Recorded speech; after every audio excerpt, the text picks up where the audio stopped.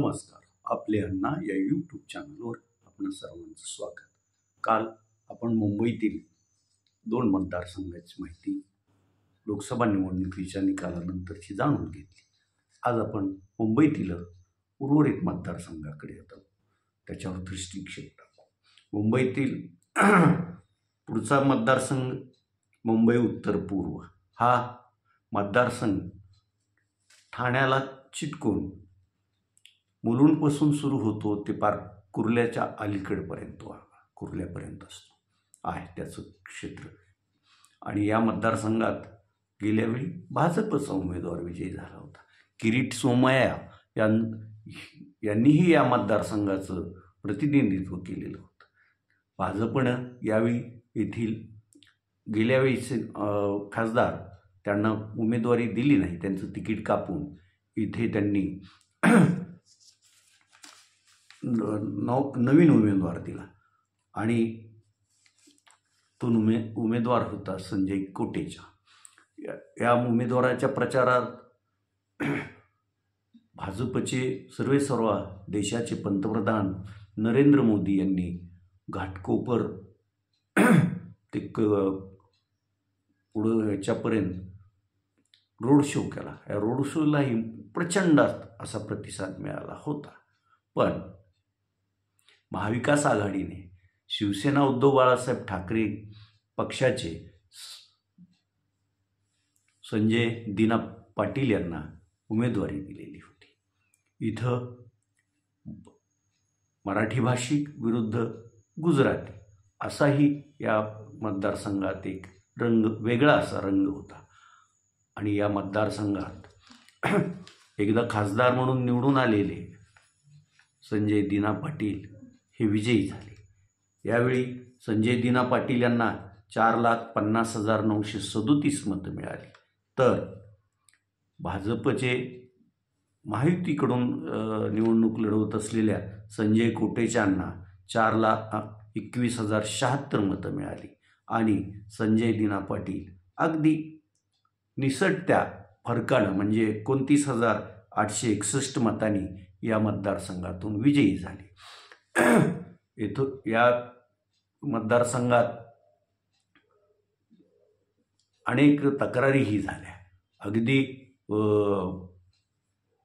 EVM वर जबरदस्तीनं कोणीतरीच मतदान करतंय किंवा मग टोळकं बनवून लोकांवर दबाव आणतंय, अशा त्या तक्रारी होत्या. पण या सर्वांवर हे करत संजय दिना पाटील यांनी शिवसेना उद्धव बाळासाहेब ठाकरे पक्षाचे उमेदवार म्हणून येथून विजय मिळवला.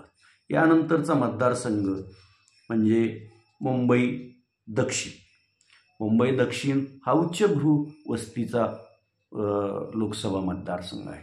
येथे मलबार हिल, त्यानंतर अनेक मंत्र्यांची निवासस्थाने, राजभवन, कुलाबा असा या मतदारसंघात परिसर येतो.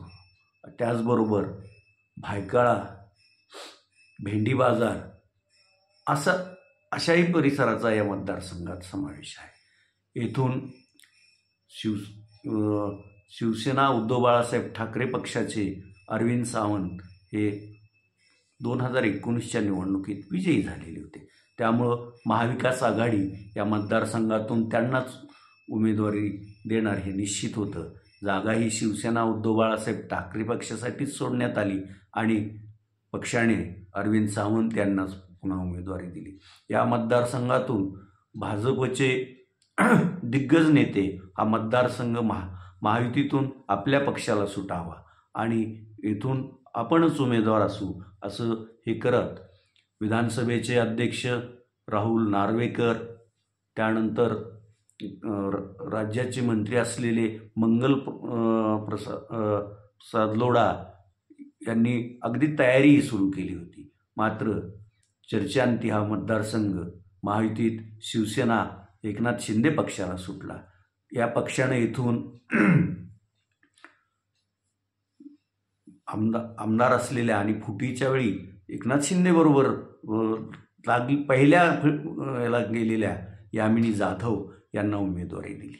आणि येथील लढत मग कशी होणार काय होणार? भाजप यामिनी जाधवांसाठी प्रयत्न करणार का? असे अनेक प्रश्न इथे निर्माण झाले होते. त्यातच येथील माजी खासदार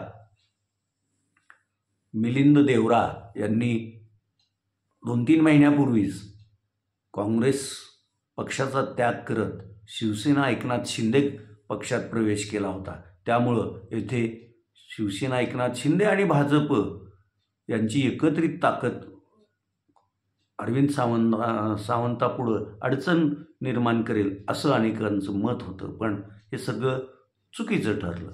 येथे अरविंद सावंत यांना 3,95,655 मतं मिळाली, तर शिवसेना एकनाथ शिंदे पक्षाच्या यामिनी जाधव यांना 3,42,982 मतं मिळाली. आणि इथून अरविंद सावंत हे परत लोकसभा निवडणूक जिंकले आणि तेही 52,673 एवढ्या मताच्या फरकाने ते इथून जिंकले. त्यानंतर पुढचा मतदारसंघ मुंबई दक्षिण मध्य. या मतदारसंघात 2019ला निवडून आलेले शिवसेनेचे राहुल शेवाळे यांनी पक्ष फुटीच्या वेळी उद्धव ठाकरे यांची साथ सोडून एकनाथ शिंदे यांचा हात धरला होता. त्यामुळं येथून त्यांच्यासाठी शिवसेना एकनाथ शिंदे पक्ष ही जागा महायुतीतून सोडून घेणार हे निश्चित होतं आणि झालंही तसंच. तर इकडे शिवसेना उद्धव बाळासाहेब ठाकरे पक्षाला महाविकास आघाडीकडून हा मतदारसंघ मिळाला आणि येथून त्यांनी त्यांचे राज्यसभेत काही काळ खासदार राहिलेले आणि उद्धव बाळासाहेब ठाकरे यांचे विश्वासू म्हणून ओळख असणाऱ्या अनिल देसाई यांना उमेदवारी दिली. येथील लढत तशी लक्षणीय झाली. राहुल शेवाळे यांचाही मतदारसंघात दांडगा संपर्क आणि अनिल देसाईंचा. आणि मग याच्यात कोण विजयी होणार याकडं सर्वांचं लक्ष होतं आणि इथून शिवसेना उद्धव बाळासाहेब ठाकरे पक्षाचे अनिल देसाई हे विजयी झाले. अनिल देसाई यांना 3,95,138 मतं मिळाली, तर शिवसेना एकनाथ शिंदे पक्षाचे खासदार असलेल्या राहुल शेवाळे यांना 3,41,754 754 मतं मिळाली आणि इथून अनिल देसाई हे 53,384 मतानं विजयी झाले.